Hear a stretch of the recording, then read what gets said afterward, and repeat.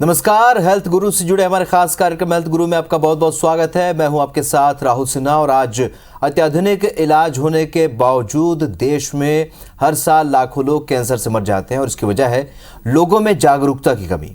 कई बार तो लोगों को बीमारी का पता चलते काफ़ी देर हो चुकी होती है। वहीं अगर कुछ बातों का ध्यान रखा जाए तो इस बीमारी को होने से भी रोका जा सकता है। साथ ही कैंसर की बीमारी का जल्द पता लगा लिया जाए तो इस बीमारी से मुक्ति भी संभव है। आज हम अपने इस प्रोग्राम में कैंसर से जुड़ी बातों पर चर्चा करेंगे। तो चलिए कार्यक्रम की शुरुआत करते हैं।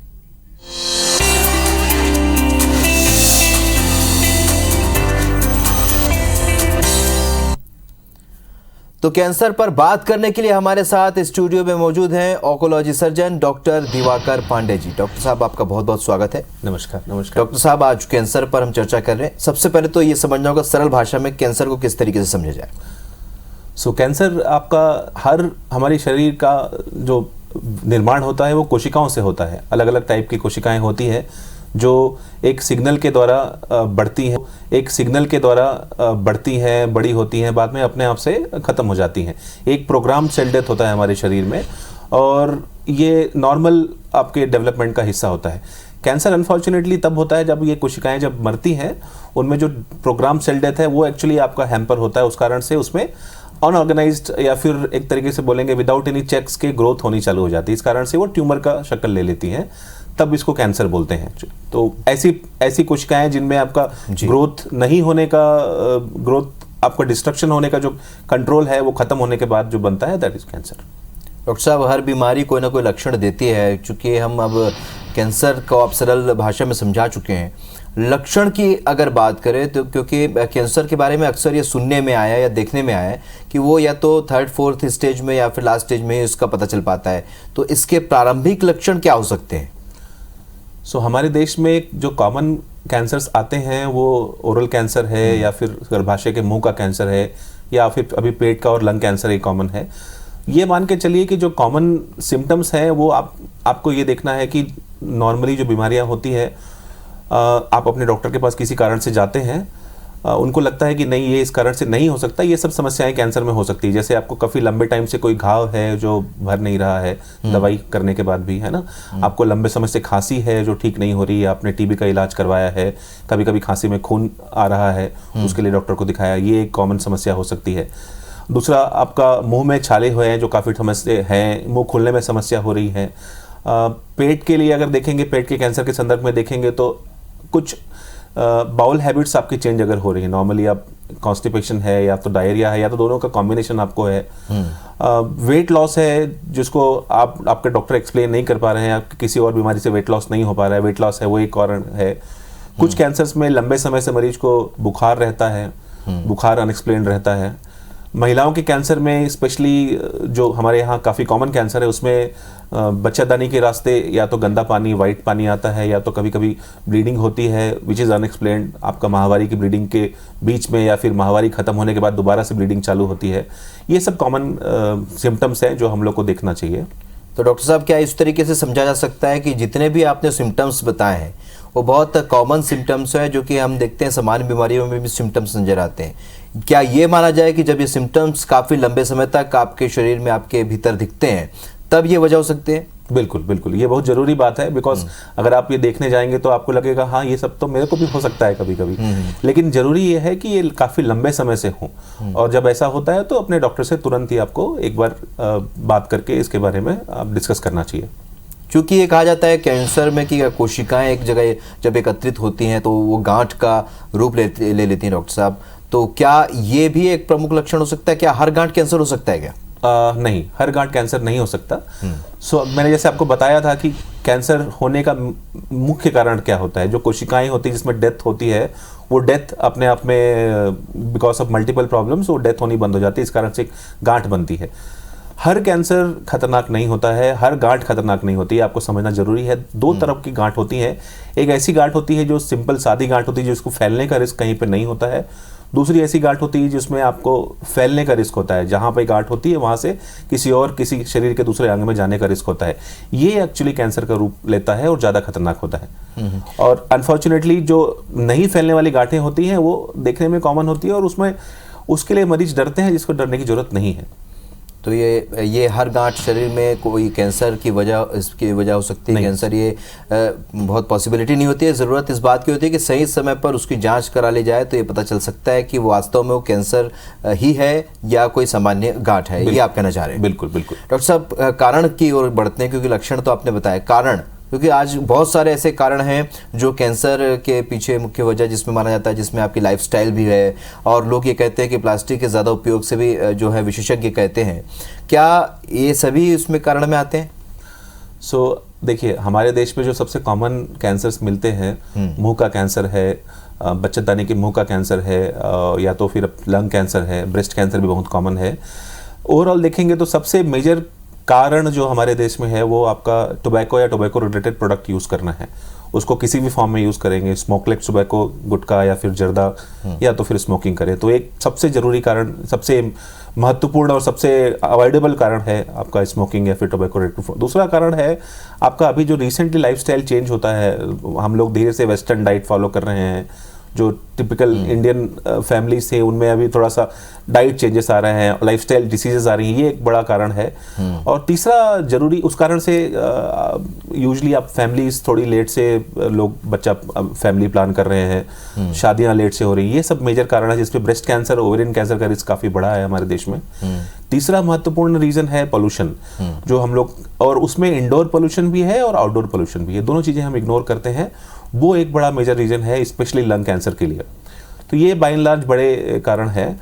जहाँ तक आपने प्लास्टिक की बात की, माइक्रो प्लास्टिक के संदर्भ में ऐसे तक ऐसी कोई स्टडी अभी तक नहीं है जो बताती है कि कैंसर हो सकता है उससे, बट यस, बहुत सारे रिसर्चर्स ये बोलते हैं कि उससे आपको हार्ट डिसीज का रिस्क बढ़ सकता है या तो कुछ और समस्याएं बाद में हो सकती है। अभी तक ऐसा कोई कंक्लूसिव एविडेंस नहीं है कि इससे कैंसर होता है, बट ऑल टुगेदर ये मानना जरूरी है कि माइक्रोप्लास्टिक्स एक प्रॉब्लम है और इसका आगे अपने को देखना पड़ेगा कि कितने दिन, कब तक अपने को प्लास्टिक प्रोडक्ट थोड़ा सा अवॉइड करने की कोशिश करने का। डॉक्टर साहब, जिस तरीके से आप बता रहे हैं कि किन किन बातों का ख्याल रखना बेहद ज़रूरी है, लेकिन हम अपनी लाइफस्टाइल में, हम जीवन शैली में बहुत सारी चीज़ों का ध्यान नहीं रख पाते हैं, लेकिन कोशिश यही करनी चाहिए कि सभी इस बात का ध्यान रखें। एक अहम सवाल जो सभी के मन में उठता है डॉक्टर साहब, और इस पर भी काफ़ी कुछ रिसर्च हुआ, क्या कैंसर की वजह आनुवांशिक भी हो सकती है? यस, कैंसर कुछ मरीजों में आनुवांशिक हो सकता है, बट इनका नंबर आप देखेंगे तो ये 100 में से सिर्फ 10 से 15% पेशेंट्स ऐसे होते हैं जिनमें आनुवांशिक कैंसर हो सकते हैं। इसलिए जब भी आप अपने डॉक्टर के पास जाते हैं, डॉक्टर यूजुअली किसी और कारण से भी आपसे डॉक्टर से मिलते हैं, तो डॉक्टर आपकी हिस्ट्री पूछते हैं, पास्ट हिस्ट्री पूछते हैं। उसमें एक कैंसर की हिस्ट्री भी होती है कि आपकी फैमिली में किसी को कैंसर तो नहीं है, और ये सिंपल सा क्वेश्चन से आप आंसर निकाल सकते हैं। और उससे आप, अगर आपके फैमिली में किसी कैंसर का रिस्क है या आपकी फैमिली में पहले किसी को कैंसर थी, तो आजकल बहुत सारे जेनेटिक टेस्ट अवेलेबल हैं जिस पे आप अपना जेनेटिक स्क्रीनिंग करवा के ये देख सकते हैं कि आपको वो रिस्क है क्या। सो उससे आपको कम उम्र में ही पता चल जाएगा कि ये रिस्क आपको हो सकता है। फिर आप अपने आप को स्क्रीन करके एटलीस्ट उस कैंसर से बच सकते हैं, या तो अगर अनफॉर्चुनेटली होता भी है तो बहुत ही अर्ली स्टेज में आप उसको डायग्नोज करके पूरे तरीके से ट्रीटमेंट ले सकते हैं और इलाज करके पूरे तरीके से ठीक हो सकते हैं। अर्ली स्टेज की आपने बात की, अब फेज़ की बात कर रहे थे डॉक्टर साहब। कितने फेज़ कैंसर के हो सकते हैं और किस फेज़ में अगर उसे उसका पता चल जाए तो किस स्तर पर जाकर उसका इलाज संभव है? सो आमतौर पर कैंसर को स्टेज में डिवाइड करते हैं। तो यूजुअली बाय एंड लार्ज हर कैंसर में 4 स्टेजेस होते हैं। उसमें अगर आप देखेंगे तो जो स्टेज 1 है, स्टेज 2 है, ये दोनों अर्ली स्टेजेस के कैंसर हैं। स्टेज 3 और स्टेज 4 थोड़े से एडवांस हो जाते हैं। सो अर्ली स्टेज के कैंसर का मतलब ये है कि बीमारी जहाँ पे बनी है वहीं पे है, कहीं और किसी दूसरे ऑर्गन में, किसी दूसरे अंग में शरीर के नहीं फैली है, उसको स्टेज 1 स्टेज 2 बोलते हैं। ऐसी कंडीशन में आपके पास 2 प्रॉब्लम्स हैं। एक तो यह है कि आपको बहुत बार कभी कभी ये होता है कि आपके पास जो टिपिकल, मैंने आपको जो आपको बताया था कि जो संभावनाएं होती हैं, जो साइड आपके सिम्टम्स हैं, वो पता नहीं चलते हैं। सो अर्ली स्टेज में ये एक सबसे बड़ी समस्या है। लेकिन अगर आप टाइम से डॉक्टर के पास जाते हैं तो ये ऐसे कैंसर्स हैं, ऐसे स्टेज के कैंसर, इसमें आप 100% क्योर पॉसिबल होता है। धीरे से अगर स्टेज 3 और 4 की बात करेंगे तो स्टेज 3 में कैंसर आपकी बॉडी में फैल चुका होता है, लेकिन आसपास के सराउंडिंग स्ट्रक्चर्स को फैल चुका होता है। उसमें भी ट्रीटमेंट का ऑप्शन अवेलेबल है और उसमें भी क्योर कंप्लीटली पॉसिबल है, बट उसमें हमको दूसरी मोडालिटीज का यूज साथ में करना पड़ता है। सो मोडालिटीज की बात अगर करेंगे तो कीमोथेरेपी है, रेडिएशन थेरेपी है, और लास्ट में ऑपरेशन की बात रहती है। तीनों का कॉम्बिनेशन करके आप उससे क्योर पा सकते हैं। आखिरी स्टेज चौथा स्टेज कैंसर होता है, वो आपके कोशिकाओं से निकल के दूसरे शरीर के ऑर्गन्स में फैल चुका होता है। अनफॉर्चुनेटली अभी काफी सारे कैंसर्स में फोर्थ स्टेज के कैंसर को ठीक करना पॉसिबल नहीं है। आपके डॉक्टर उसको कंट्रोल कर सकते हैं, आपको एक अच्छी लाइफ कुछ लंबे टाइम तक दे सकते हैं। और कुछ कैंसर्स में अभी चौथे स्टेज के कैंसर को भी क्योर करने की पॉसिबिलिटी बन रही है। अभी काफ़ी सारे नए ड्रग्स आ रहे हैं मार्केट में, टारगेटेड थेरेपी, इम्यूनोथेरेपी आ रही है इनसे। और एक स्पेशल सर्जरी होती है जिसको आप साइटोरेडक्टिव सर्जरी एंड हाइपेक बोलते हैं। उस सर्जरी के थ्रू आप ऐसे स्टेज के कैंसर को भी क्योर कर सकते हैं। चलिए, सर्जरी बाकी क्या उसमें सर्जरी संभव है, किस तरीके का इलाज संभव है, इस पर आगे बढ़े। लेकिन डॉक्टर साहब ये भी समझना बहुत ज़रूरी है कि एक पहली बात तो ये कितने प्रकार के कैंसर होते हैं और कौन से ऐसे कैंसर हैं जो जिनका इलाज संभव है, और कौन से ऐसे कैंसर है जिसको आखिरकार हम इलाज करने की बजाय हमें सिर्फ उसे रोक पाना ही काफ़ी संभव हो पाता है और ऐसे में हम मरीज़ की जान बचा पाते हैं। तो ये अगर वर्गीकृत किया जाए, अलग अलग उसे बांटा जाए, तो कौन से ऐसे हैं जो जिनका इलाज त्वरित तौर पर संभव है, कौन से जो है जिनका इलाज संभव नहीं है? ये क्वेश्चन एक्चुअली देखिए, हर कैंसर का इलाज संभव है, ये पहला स्टेटमेंट देना चाहूंगा मैं। और बाय एंड लार्ज हम लोग कैंसर को दो तरीके के कैंसर्स में डिवाइड करते हैं। एक सॉलिड कैंसर्स होता है जो हमारे शरीर के ऑर्गन्स में होता है, दूसरा ब्लड कैंसर होता है। ब्लड कैंसर का इलाज यूजली आप कीमोथेरेपी के थ्रू करते हैं, कीमोथेरेपी या फिर ओरल टैबलेट्स होती हैं उसके थ्रू करते हैं। तीसरा ऑप्शन उसमें बोन मैरो ट्रांसप्लांट का होता है। ये कैंसर्स काफ़ी हद तक काफ़ी अच्छे प्रोग्नोसिस का कैंसर होता है। ये बच्चों में भी कॉमन है और एडल्ट्स में भी कॉमन है, दोनों का ठीक इलाज होता है, इसमें आपकी संभावनाएं काफ़ी बढ़ जाती हैं। दूसरा वैरायटी का कैंसर है सॉलिड कैंसर, जो जिसमें मैं स्पेशलाइज करता हूँ। वो कैंसर्स हमारे कंट्री में जो सबसे कॉमनेस्ट कैंसर है उसमें आपका ओरल कैंसर है, ब्रेस्ट कैंसर है, ओवेरियन कैंसर है, लंग का कैंसर है और पेट के कैंसर्स हैं। जैसा मैंने पहले भी बताया आपको कि जो इसमें तकलीफें अगर मरीज को होती है, मरीज हमारे पास जल्दी अगर आते हैं तो अर्ली स्टेज पे इसका क्योर पॉसिबल है। एडवांस स्टेज में इन सभी कैंसर्स में कंट्रोल पॉसिबल है, even in some cancers cure भी पॉसिबल है। अगर आप सेलेक्टिवली पूछेंगे मेरे से कि कौन दो अच्छे कैंसर है जिसमें आप एडवांस स्टेज या चौथे स्टेज में भी क्योर पॉसिबल है, तो एक एग्जांपल ब्रेस्ट कैंसर का है, दूसरा एग्जांपल ओवेरियन कैंसर का है। ये सब कैंसर्स ऐसे हैं जिसमें हम एडवांस, कोलोन कैंसर एक ऐसा एग्जाम्पल है जिसमें आप एडवांस स्टेज में भी कंप्लीटली क्योर पॉसिबल है। तो चूंकि अब ट्रीटमेंट की बात तक हम पहुंच चुके हैं, डॉक्टर साहब ट्रीटमेंट के बारे में जानना चाहेंगे। हमारा जो हॉस्पिटल है संजीवनी कैंसर हॉस्पिटल, वहाँ पर किस किस तरह की सुविधाएं उपलब्ध है, और कीमोथेरेपी से इसकी शुरुआत होती है तो कीमोथेरेपी को भी समझना होगा। तो संजीवनी कैंसर हॉस्पिटल छत्तीसगढ़ का, इनफैक्ट सेंट्रल इंडिया का सबसे पुराना कैंसर हॉस्पिटल है। आई थिंक 16 साल हो गए हैं हम लोग को। और कैंसर का इलाज एक हॉलिस्टिक तरीके से हम लोग एक टीम वर्क में करते हैं। हमारे पास 3 मेजर टीम है एंड देन हमारे पास कुछ अलाइड सर्विसेज हैं। मेजर टीम में कैंसर सर्जरी डिवीजन है, मेडिकल ऑन्कोलॉजी है, कीमोथेरेपी वाले की यूनिट है, और रेडिएशन ऑन्कोलॉजी है जो कि विकिरण के थ्रू कैंसर का इलाज करते हैं। ये तीनों कैंसर के इलाज करने के लिए एक अहम हिस्सा निभाते हैं। उसके साथ साथ फिर डायग्नोस्टिक्स हैं जिसमें आपका पेट स्कैन, एक न्यूक्लियर मेडिसिन डिपार्टमेंट है। आजकल पेट स्कैन सिर्फ डायग्नोस्टिक ही नहीं रह गया है, उसके साथ साथ वो थेरेपेटिक भी बन गया है। So there is something called targeted radiotherapy. तो उसमें पेट स्कैन के थ्रू हम एक इंजेक्शन शरीर में लगाते हैं और जहाँ जहाँ कैंसर सेल्स होते हैं वो रेडिएशन वहाँ जाके उन कैंसर सेल्स को खत्म करता है। ये थेरेपी अभी प्रोस्टेट कैंसर में काफ़ी कारगर है और वो भी हमारे यहाँ पॉसिबल है। इसके साथ साथ संजीवनी हॉस्पिटल में एक डेडिकेटेड हेमेटोलॉजी विंग है। जैसा कि मैंने आपको बताया, जो ब्लड कैंसर की समस्या होती है उसके एक्सपर्ट्स अलग होते हैं। हमारे पास हमारे स्टेट में सबसे पहले हेमेटोलॉजी विंग की शुरुआत हुई थी और वो अलग से एक डिवीजन है जहाँ पे इन सब कैंसर्स का इलाज हो रहा है। आपने दूसरा क्वेश्चन कीमोथेरेपी का मेरे से पूछा, तो कीमोथेरेपी इज वेरी क्या बोलेंगे कि ये थोड़ा सा मिसअंडरस्टूड सब्जेक्ट है। लोगों को कीमोथेरेपी के नाम से डर लगता है, एक्चुअली समझ नहीं पाते। देखिए, कीमोथेरेपी आपकी एक कैंसर की दवाई है जो आपके इंजेक्शंस के थ्रू, जैसा आप नॉर्मल एंटीबायोटिक या फिर कुछ और पेन किलर देते हैं, वैसे ही कीमोथेरेपी की ड्रग्स होती है जो आपको इंजेक्टेबल फॉर्म में आपके शरीर में दी जाती हैं। ओरल फॉर्म में भी आजकल कीमोथेरेपी आ गई है। कीमोथेरेपी अनफॉर्चुनेटली कैंसर के इलाज में सबसे डिफिकल्ट पार्ट होता है मरीजों के लिए, क्योंकि उसमें साथ साथ बहुत सारी साइड इफेक्ट्स होते हैं, क्योंकि वो नॉर्मल सेल्स को भी अफेक्ट करती हैं। तो वो साइड इफेक्ट्स वेल मैनेजेबल होती है, उसमें डरने की बात नहीं है। और अभी अच्छी बात ये रहेगी कि कीमोथेरेपी अभी धीरे धीरे करके काफ़ी सारी ड्रग्स ओरल हो रही हैं, तो आपको इंजेक्शन का रिस्क नहीं है। और अगर इंजेक्शन भी अगर लगती है तो आजकल जो नसों में पहले इंजेक्शन लगती थी उसके बदले एक कीमोपोर्ट आजकल हम लोग लगाते हैं, उसमें आपकी नसें खराब नहीं होती है and it will be very safe. Chemotherapy का दूसरा जो पहलू है वो टारगेटेड थेरेपी है। सो अभी रिसेंटली काफ़ी सारे कैंसर्स में एडवांस स्टेज के कैंसर के लिए इसकी शुरुआत हुई थी, धीरे धीरे करके अब अर्ली स्टेज के कैंसर्स में भी हम टारगेटेड थेरेपी का यूज़ करते हैं। उसमें आपकी जो दवाइयां हम देते हैं मोस्ट ऑफ द टाइम वो ओरल होती हैं, उसमें साइड इफेक्ट काफ़ी कम होते हैं और वो कैंसर सेल्स को ही टारगेट करती हैं, नॉर्मल कोशिकाओं को उतना साइड इफेक्ट नहीं देती, इस कारण से वो सेफ होती हैं, काफ़ी सेफ होती हैं। कुल मिलाकर आपको डरने और घबराने की जरूरत नहीं, इलाज सब संभव है बशर्ते आप समय पर उसे समझ पाएं। साहब, जिस तरीके से ब्रेक में जाने के पहले हम लक्षण पर और उसके इलाज पर हम तमाम विषयों पर चर्चा किए हैं, लेकिन आजकल बहुत सारी बीमारियों के वैक्सीन भी डॉक्टर साहब आ चुके हैं बाजार में, तो क्या कैंसर की भी कोई वैक्सीन है क्या? देखिए, कैंसर की वैक्सीन नहीं होती है। कुछ कारण है, कुछ वायरसेस हैं जिस कारण से कैंसर होती है, उस वायरसेस के खिलाफ वैक्सीन होती है, जिससे अल्टीमेटली आपको कैंसर भी नहीं होता है।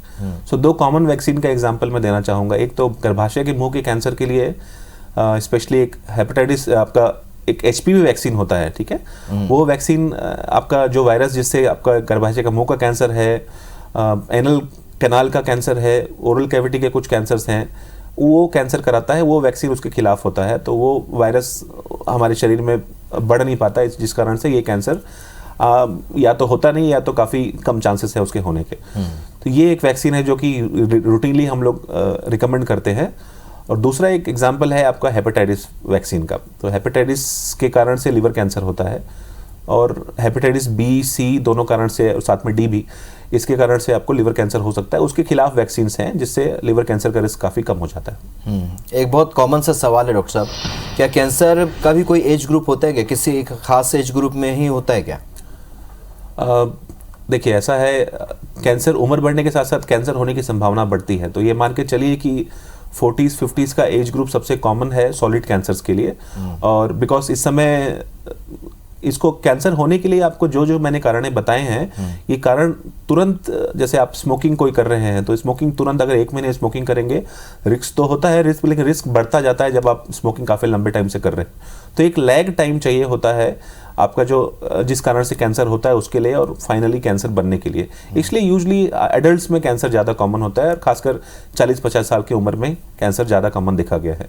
बट कुछ कैंसर ऐसे भी जो बच्चों में भी होते हैं, जो मैंने आपको बताया अभी कि ब्लड कैंसर बहुत कॉमन कैंसर है, कुछ सॉलिड कैंसर भी बच्चों में होते हैं, but most of the times वो जेनेटिक होते हैं, वो आपको देखना पड़ेगा। सो ये मान के चलिए कि यूजली एज ग्रुप जो है वो आपका एडल्ट में होता है 40s 50s में, बट जो आनुवांशिक कैंसर जो मैंने बताए हैं वो आपको थोड़ा सा 2 डिकेड पहले मान के चलिए कि 15-20 के एज में ऐसे होंगे।